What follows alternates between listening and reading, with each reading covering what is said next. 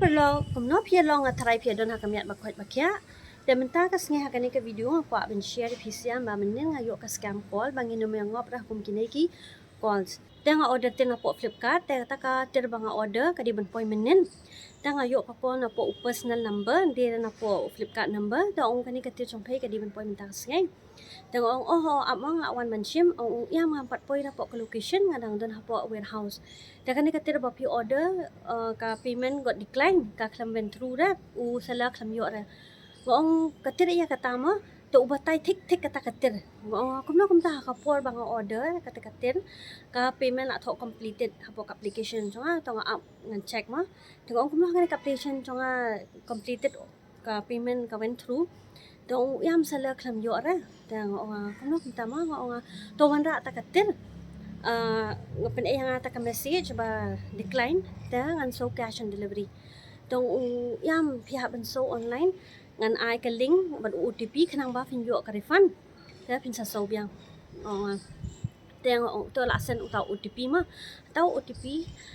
tho ang ta please do not share this OTP with anyone including delivery agent teng ba tayu uta ta ya muni OTP khanang ba fin yo ko pisa pihak ban ai nga khanang ba fin yo refund ta ka pisa ngom ta ni OTP la tho ta no ngan chu ai kam to ma ngan ai kam no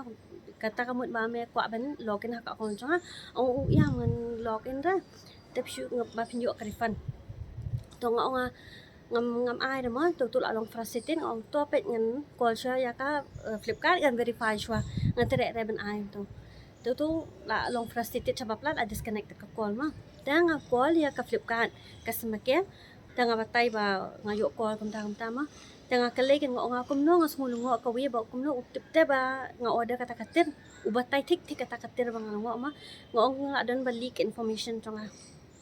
kumno on syo te ki on send ka screenshot and verify te